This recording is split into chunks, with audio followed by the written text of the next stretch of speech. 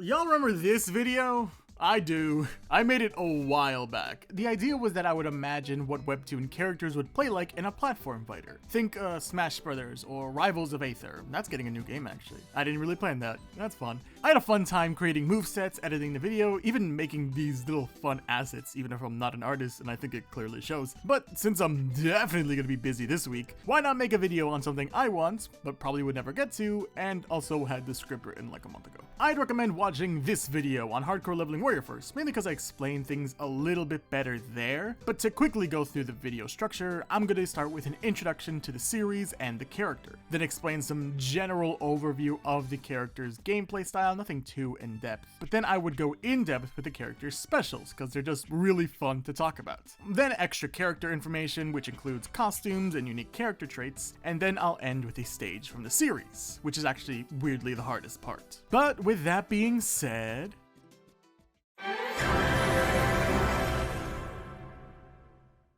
Dokja Kim is from the fantastic Omniscient Reader. Dokja Kim is, at first, a relatively simple and kind of down on his luck person. Going to work at a job with no future, graduated from a third-rate college, Dokja Kim had only one thing in his life to look forward to: the web novel 3 Ways to Survive the Apocalypse. A web novel he's been reading for 10 years. We actually start the series on the final episode, with "There are 3 ways to survive the apocalypse. Everything is fading and becoming unclear now. But one thing is certain. If you're reading this, you will survive." Man, 10 years for one sentence. What an anticlimactic ending. Except, just a couple minutes later, the world of 3 Ways to Survive the Apocalypse, the web novel, suddenly reverse isekais itself into the real world. And Dokja Kim, knowing the entire story, becomes somewhat of an overpowered protagonist, but then again, that's another video. Dokja Kim is a smart sword wielder with a bunch of interesting and unique skills, which can translate into a very interesting and unique character. Now, the downside of doing Dokja Kim is twofold. The biggest one being so far is that both of the characters I've made videos about both use swords, which, I'll be honest, I didn't really think about until I was writing this, but so far, who cares? And also, they are the only 2 sword wielders I've thought of, so we're fine, don't judge me. But what's interesting is how unique and also similar our 2 swordsmen are. Both are smarter fighters that use swords and unique skills, but aren't traditional swordsmen, aren't really gifted or skilled with a blade. Unlike Ethan, who I think I gave the more brute side of this, Dokja Kim will probably be more on the defensive side. His attacks are slower and won't deal as much damage as Ethan. However, his sword, Unbreakable Faith, is a much longer weapon, which means Dokja Kim will outrange a lot of characters. He'll be a little clunky, for lack of a better term, but I think he should be more of a tactical fighter. You shouldn't just be able to pick him up and easily win. You have to be smart when you attack, you have to be smart with your spacing, and you have to be smart with your specials.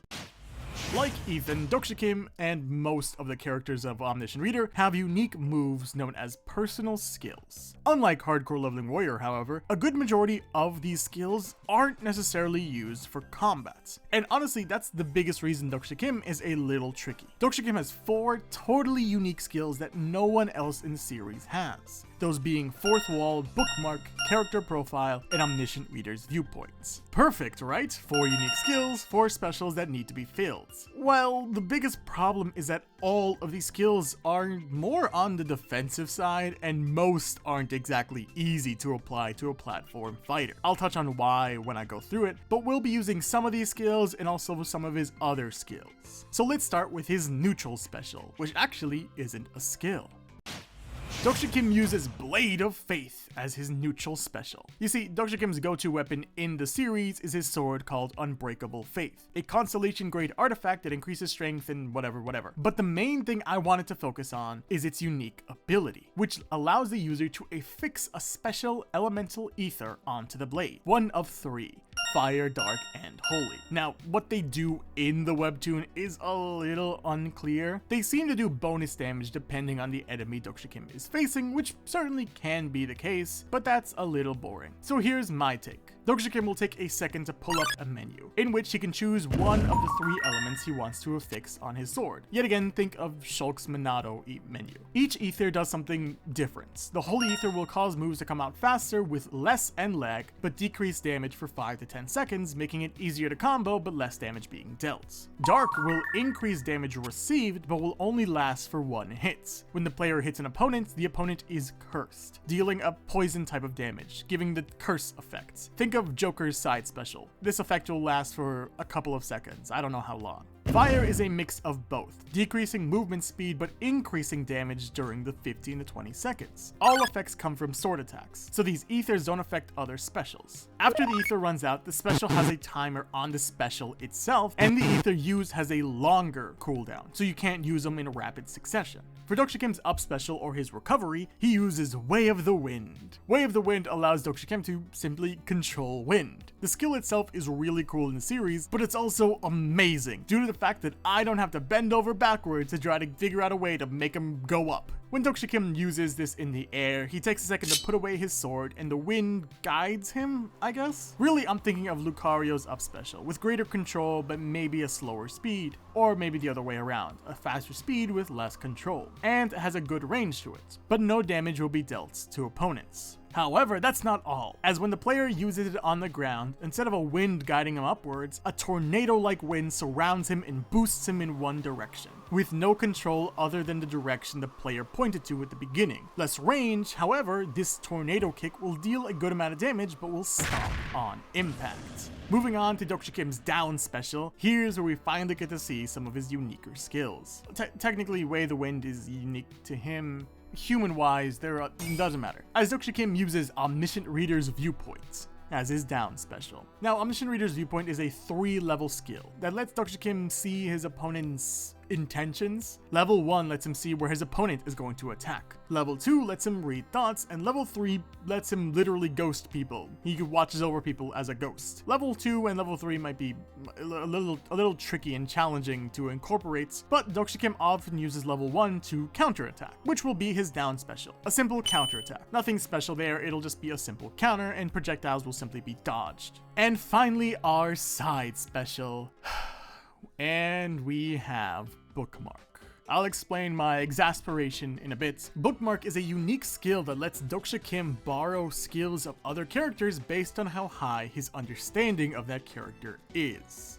Yeah, borrow skills. If you haven't watched my previous video, you might be a little confused. I decided to make Ethan's down special Gamble. This will let you basically gamble with an opponent to possibly steal their down special. And yeah, if you think Bookmark should be more of a down special or a neutral special, you're not wrong, but they're also already claimed by other characters. Ethan's down special and a neutral special by someone I'll talk about eventually if this video does well. I don't want any characters to have the same skill in the same direction. Imagine stealing a special and it's a special that steals other specials. That's why each of these 3 little thieves have their specials mapped to different directions, and also having different properties. Ethan's is a gamble. You have to gamble with the opponent to possibly steal their special, nullifying their special and using it for yourself. Maybe. I have to go back and rework some things because someone who's actually interested in game development said that it needed to be reworked. Whatever. Meanwhile, Dokja Kim's side special runs on understanding. The more he understands a character, the longer he can use their skill. So I think we can do something similar to that. And voila! A 4-player match with some extra characters I haven't talked about. Wink wink. Hey, maybe comment that you like this so I can do more of these videos, please. The way Bookmark works is it pulls up a menu on the players in the match. If there are only 2 or 3, it'll reflect that in the menu. The menu can either be down by the damage bar, like the hero menu, or next to the player. In the menu, there's the player's name or the player's number, and their understanding, which is a percent. The percent is how much damage you've dealt to the opponents. If it's under 30%, the name will be grayed out and cannot be selected. If the percent is between 30 and 60, the name will be white and can be selected. Selecting it will cause the player's side special to be replaced with whoever you chose for 20 to 30 seconds. If the percent is above 60, then the name will be yellow. Selecting it will cause the player's side special to be replaced with whoever you chose for 40 to 30 seconds, double the time. Once the opponent is selected, the pull-up menu will remove the percent based on the stage you chose. It'll take away 30% on level 1, 60% at level 2. As for extra character details and unique character traits, there are plenty of ideas. Dokja Kim is a very stylish person in the series, meaning he's actually wore a ton of outfits. He's been in a few suits, there's been a tactical vest, there's been the robes of the great monk. I'm that guy, I'm sorry, I'm not great with names. And lastly, it's his newest white dimensional space coat, which is actually one of my favorites. So any of these could work as a costume. Now, I also touched on something briefly in my last video, but I'm also giving every character a unique character trait. These traits are to make each character feel different. I kinda always hated how fun the DLC characters in Smash are, because they have these extra features. So everyone's gonna get one, even if some aren't that great. Ethan's was Hero's Body, and Dokja Kim's is Fourth Wall. Now, Fourth Wall is an interesting ability. It usually decreases the shock of damage and shortens effects. So I thought it could do something similar here. Effects such as the curse effect could have a shorter duration, but what I think could be more fun is that the higher understanding you have of a player, the less damage they could deal. I think that might be a little too broken though. Maybe it's just by a percent or two. I don't know, let me know what you think. I feel like that was too powerful when I wrote that down. And finally, our stage. I'll be honest, these stages are the hardest part to think of, at least for me. It's hard to make them iconic and interesting. For this stage, I thought of the recent Dokja's Gamtu. It's a simple floating stage in endless space, but it reminded me a lot of the Machinima Dojo stage from Ultimate, which could be fun. A destructible stage with walls and ceilings that break after enough damage is dealt, or enough players are knocked into it, and could reform due to, I don't know, Dokja magic, I assume. I know destructible stages are a little tricky, and if that's too difficult, maybe just a flat platform and the shelves in the background are extra platforms. I don't know about that. Might seem it's pretty boring to think about. I don't know. Give me thoughts. I'm confused. And voila! Dokja Kim's overall gameplay. Honestly, a pretty fun character to think through. And I hope most of you agree with his moveset. He was a little tricky since most of his specials don't deal direct damage, but I decided to go all out with it because it was fun. But that's all for today. So next time I do this, which it seems like it's a year apart, I'll be talking about everyone's favorite ace of Wellston.